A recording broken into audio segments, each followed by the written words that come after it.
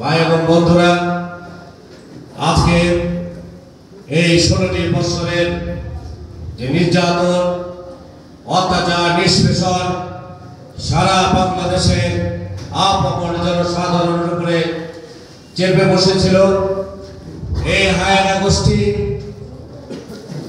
স্বৈরাচারী গোষ্ঠী, এমন কোনো দিন নাই যেদিন বাঙালি জাতির উপরে তারা অত্যাচার করেনি, নির্যাতন করেনি, মায়ের বুক খালি করেনি,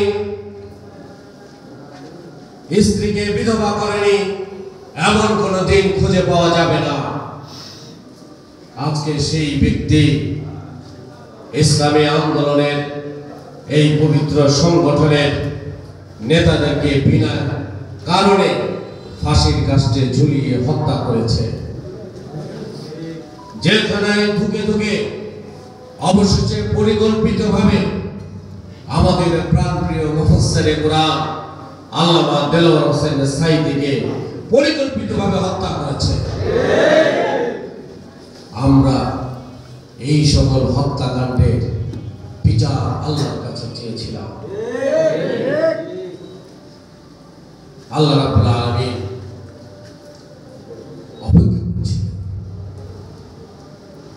কারণ যিনি গুনাহ করেন তাকে কিছু অবকাশ দেন না, তিনি কিছু অবকাশ দিচ্ছেন।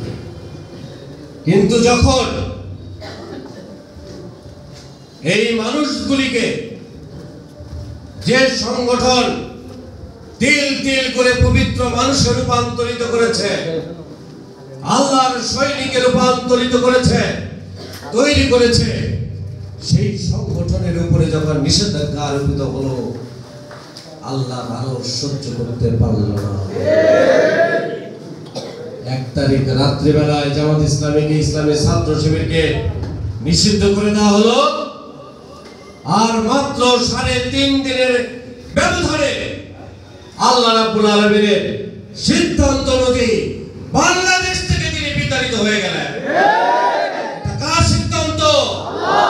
আল্লাহ রাব্বুল আলামিনের সিদ্ধান্ত।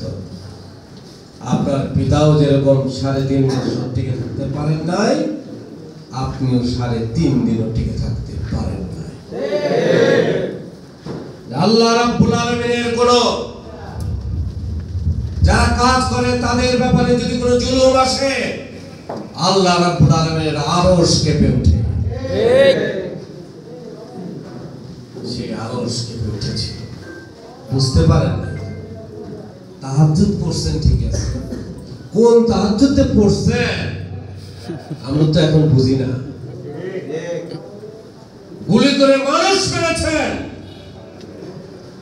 কিন্তু গণভবনে গিয়ে ছাত্র জনতা দেখলো আপনি বিনারি রেখেছেন, আপনি পোলাও করবার রেখেছেন, তার মানে কি আপনি ভোট দিতেছিলেন? এটা বোঝা যায় না?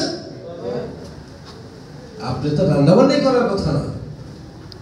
শত শত ছেলেকে আপনি পুলিশ দিয়ে, পেটুয়া বাহিনী দিয়ে পাখির মতন গুলি করে